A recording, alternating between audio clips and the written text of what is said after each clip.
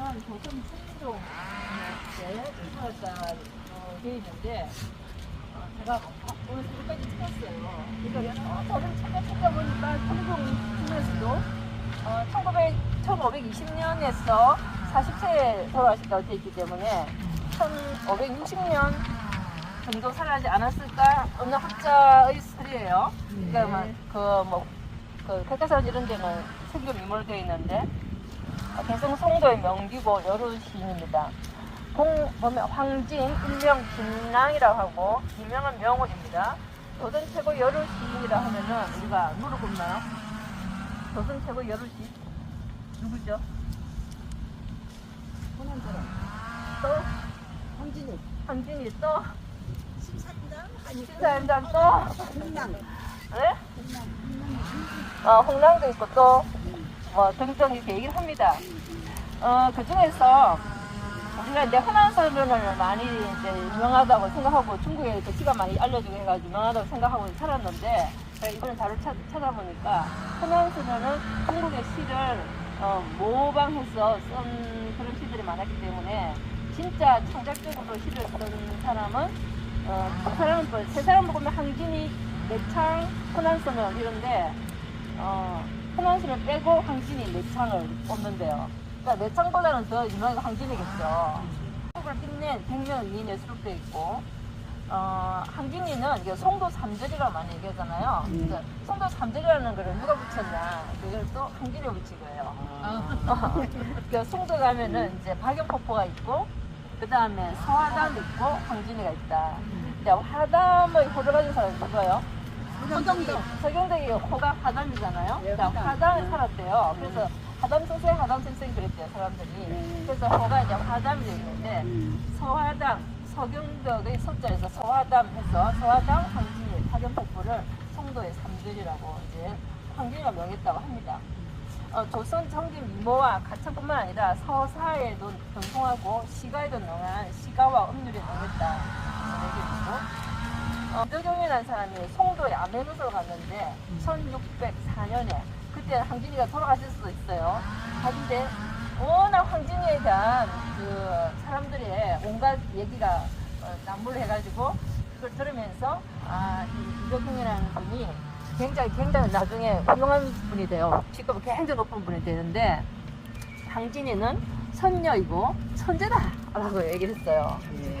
그러니까 너무 이모의 아름다움을 선배다가 천재다라고 했습니다. 그래서 작품으로는 박연폭포, 마늘대고, 봉별소판, 서세양 뭐 이런 게 천산이도 치동형 천산이도 개소야.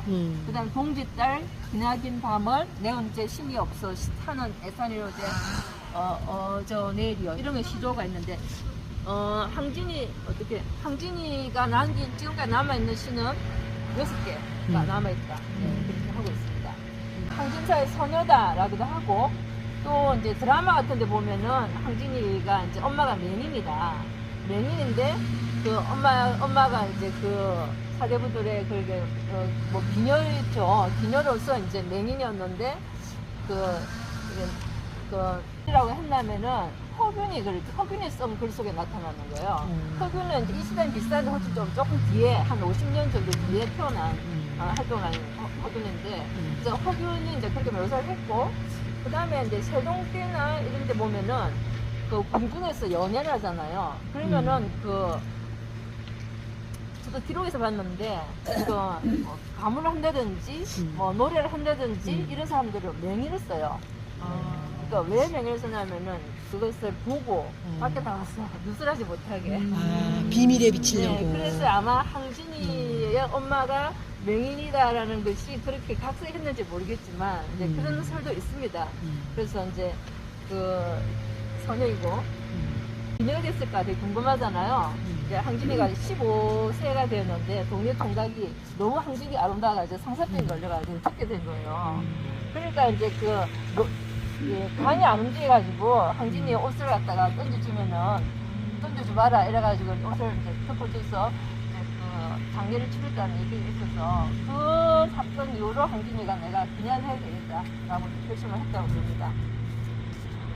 그래서 이제 뭐 어떤 그 자존심이 넘어가가지고 뭐 지족선사라는 그 선사를 유혹해서 파괴하기도 하고 또 서경적을 유혹해가지고 이제 넘어가지 않으니까 이제 사제관계를 맺었다라고 수를 들고 가고 그렇게 해서 그냥 찾아가서 이제 서경적의 학문을 읽겠다 이렇게 되어 있습니다. 그래서 서경적은 어떤 인물인가 하면은 조선시대 우리나라 심리학자 누가 있죠?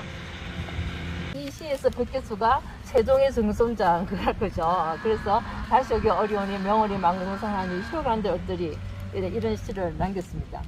그 다음에 이제 여러분들이 갖고 계시는 그 종이에 보시면 이제 황진이의 그 초상화가 그동안 알려지지 않아가지고 제대로 된 초상화가 없죠. 그래서 어떻게 생각하는데 얼마 전에 어떤 인터넷에 통해서 이렇게 떡이 2018년에 이제 떡이 됐어요. 그래서 그 옆에 마침 글씨가 있어가지고 글씨를 다 분석했어요. 분석하고 또 제가 찾은 것뿐만 아니라 또 어떤 역사학자가 블로그에 올린 내용을 제가 캡처해서 보니까 앞에 좀 보여주세요. 여기 봐 송도, 명기, 황진이 돼 있잖아요. 옥당, 전랑, 노촌, 탁, 낙파, 이경윤, 화, 모사 이렇게 돼 있죠. 그러니까 송도, 기녀, 황진이를 옥당이라는 것은 그 홍문관을 뜻합니다. 홍문관 옥당이고 그 다음에 이조 전랑을 한 분이 이 노촌이라는 분이에요. 노촌이 누군가 하면 임상덕이라는 사람이에요. 그러니까 임상덕이라는 사람이 부탁을 해가지고 낙파 이경윤한테 부탁을 해가지고 황진이를 그렸는데 그걸 모사했다 되어 있습니다. 그래서 이제 이 모사는 이경윤이 그린 걸 모사한 거니까 이 뒤에 이제 다시 그린 거죠. 이경윤이라는 사람을 시대적으로 조사를 해봤을 때는 중종, 그 다음에 뭐 그 건조리로 살긴 인조, 뭐 이렇게 건조리 살았던 사람이에요. 이경윤 사람이.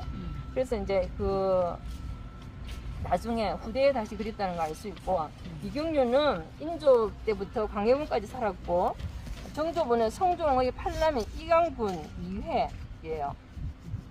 그 다음에 할아버지는 뭐 이렇게 왕족이죠. 정조부가 성종의 팔남의 이강군이기 때문에, 그러니까 이경윤이라는 왕족으로서 이 그림을 아주 잘 그리는 화가였어요. 그래서 그 당시에 최고의 미인 그 황진이를 이경윤이가 왕족의 왕족들과 교류를 했기 때문에 황진이가 당연히 이경윤도 황진이를 보고 그랬을 것이다 라고 추측을 하고 있습니다. 그 다음에 이제 그림을 그리라고 부탁한 사람은 누군가 하니까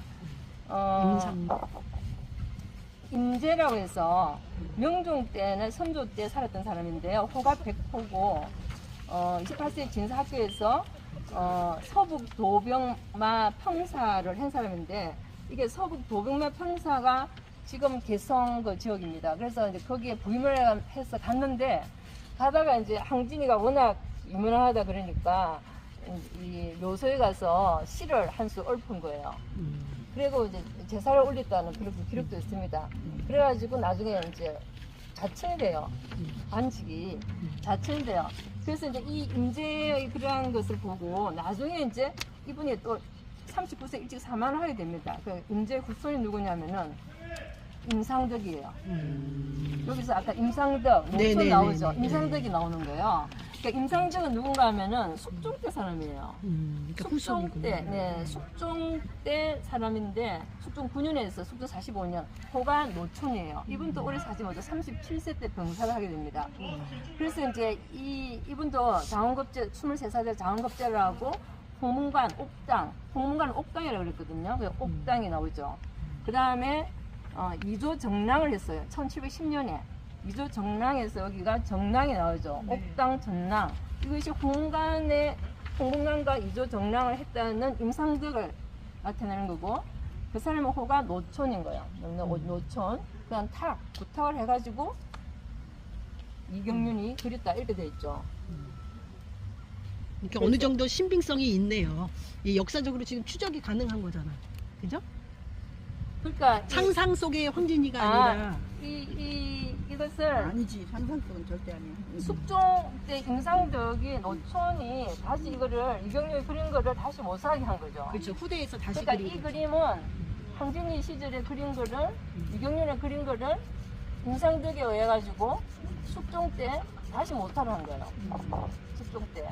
그리고 제가 전부 다 찾은 거예요. 숙종 몇 년에서 몇 년까지 이 사람들이 살았고 이걸 전부 다 인물들 다 찾아간 거 밤새도록. 아이고야. 왜 많이 쓰셨네. 네, 그래서 이제 그런 이 그림에 관해서 나오는 사람들은 그렇습니다. 그래서 아마 이 임상덕이라는 사람이 이거를 항진이 그림을 그리라고 했을 때는 자기 조상이 백호, 임백호, 그것 때문에 이제 그냥, 자기 예. 할아버지가 그쪽 자천이 됐기 때문에 한이 자기가 맺혔어. 그 있는 떠돌아다니는 그림이 있었겠죠. 항진이 맞아. 그걸 네. 보고 이거 다시 좀 모사를 해라 이렇게 해서 요청해서 그린 거다 이런 내용입니다. 이 글이 네. 위에 오른쪽 글이 엄청나게 크게 있어가지고 그래. 이게 상상화가 아니고 그래도 잘 실제로 써놓으셨네. 좀 잘 써놓으셨어. 그러니까. 그거를 잘 쓰지는 않았지만 저는 하나에 써놔가지고 이제 어떤 역사적인 고증이 강하게 된 거죠. 그래요. 이게 아유. 없으면 누군지 어떻게 알아? 그러니까 지금 우리가 못 가서 그렇지 개성에 무덤도 있대요. 네, 무덤을 황진의 무덤도. 이제 북한에서는 항진의 무덤을 잘 조성을 하고 있대요. 그래서 이제 유명한 여러 시인. 벽계에서도 이제 세종대왕의 정성도 하면서 홍보하고 그렇고 있대요. 그다음에 그다음에 이제 항진이에 대한 그 너무 미인이에요. 항진이 네, 아주 눈도 너무 예쁘고 입술도 앵두 같고 내가 남자라도 반할 것 같아요. 할머니 짱. 그래서 이 항진이와 얽힌 그 사람들을 제가 또 분석을 했는데 네. 이 시가 누구랑 이게 통해서 이렇게 시가 나왔나 이걸 분석을 했어요. 네. 근데 청산리 벽계서는 아까 벽계를 네. 했고 그 다음에 이제 화담 서경덕 그 다음에 이제 이사종이라는 사람하고는 그 한양의 제일의 소리꾼이 있어요. 그 항진이와 장단이 제일 잘 맞았던 것 같아요. 그래서 이제 항진이가 끝일 것 없이 송도를 떠나 조선 팔도를 유람하면서 한양과 송악에서 남녀간 사랑을 초월한 예술 동기자로서 영혼의 동반적 인생을 함께 나눴대. 6년간 계약 결혼. 이사종과 계약교는 아니에요. 이사종하고 뭐냐. 그 다음에 계약교는 뭐냐면은 연인과의 사랑을 바탕 시를 지을 때는 조선 최고의 신이 되었다. 그러니까 이수종과 열정된 사랑을 읊은 동짓날 기나긴 밤은 오늘날까지 애송하는 예시조다. 동짓날 기나긴 밤은 그 시가 이사종과의 6년간의 그런 동반자로서의 그런 전국을 따라다니면서 했을 때 이제 그 헤어지고 나서 이 시를 쓰게 됐고 동짓날 기나긴 밤을 하늘을 려내어 추풍 이불 아래 스리스리 넣었다가 어른님 오신 날 밤이 어쩌란 굽이 펴리라 이렇게 돼 있죠. 그 다음에 이제 이사정과 헤어지고 나서 그 다음에 만난 사람이 누구냐면은 소세양입니다. 소세양은 이제 그렇게 유명하잖아. 나는 항진이라 난 한번 계약 결혼해서 한번 살아보겠다. 내가 딱 30일만 내가 살겠다 이렇게 한 거예요. 그래서 내가 한 달. 한 달 이상 내가 살면은 내가 사내 대장부가 아니다 막 이런 거예요. 그래서 이제 소세양은 중종 4년에 등과 시문에 능했고 벼슬이 대제하까지 오른 인물이에요. 소세양은 젊어서부터 여색을 밝혀준다고 전했는데 송대목의 항진의 절색이라는 소문을 든 소세양은 항진대가 절색이라고 하지만 나는 그녀 30만 한고 깨끗하게 헤어질 것이다 이렇게 했어요. 그래서 이제 30일을 약속으로 동거를 들어갔습니다. 그래서 약속이 끝나가지고 항진이가 그때 읊은 시가 뭐냐면은 이거예요. 이 마지막 시인 것 같아요. 네. 달빛 아래 떨에는 오동 위에 모두 지고 찬슬이 들고 가는 노랗게 피었구나. 다락은 높아 하늘만큼 닿았는데 오가는 술잔은 취할도 끝이 없네. 흐르는 물소리는 차이가 비파소리 피리에 감겨드는 거룩한 매화향기 내일 아침 눈물 지며 입을 하고 나면 닝그린 연모이정 길고 긴 물부품이 되네 이렇게 했어요. 그리고 이제 이 소세양이 이제 관직에 어떤 연루돼가지고 관직을 다 버리고 저기 지방에 내려가서 살게 됩니다. 그때 이제 그리고 항진이가 이 소세양과의 사랑을 끝으로 40회의 짧은 인생을 마감하게 됩니다. 그래서 그녀는 자신의 유언대로 개성 길가에 묻어달라 그래서 길가에 묻었는데 그 이후에 평안감사로 임제 아까 그 임제가 세월을 흘러 개성에서 그녀의 무덤을 발견하고 그녀의 부재를 설파하며 시한수를 읊습니다. 뭐라고 읊었을까요? 잘한다. 연. 청초 오진 고래 잘한다 논한다 홍안은 어디에 두고 백골만 백골만 묻혀놓는 묻혀놨나. 거. 잔잡고 그날이 없으니 그를 서로 하노라. 이것이 이제 임재의 시예요. 거기 그 묘소에 참배에 있다가 벼슬이 날아간 거예요. 그다음에 그래서 그 자손이 자손이 이 그림을 그리라고 한 이거를 거예요. 모사에서 다시 그리라 한 거예요. 자기 조상이. 그게 임상덕이가 그 할아버지의 그걸 원을 푸른 거죠. 그때는 송도의 암행의사 이덕영 이 사람 명종 16년에서 광영은 5년 살았는데 1204년에 암행의사 너무했다. 신분을 인사했다고 선대가 또 그렇게 이덕영 얘기하면 개선자한테 아유, 얼석에 딸내야. 했던 황제의 미모의 명성을 전해 듣고 이를 송도기라는 책에 남겼어요. 네. 그래서 아리따운 모습을 지닌 선녀이고 천재 소리를 듣는 신이자 절창이었다. 네. 라고 이제 정진을 신청했습니다.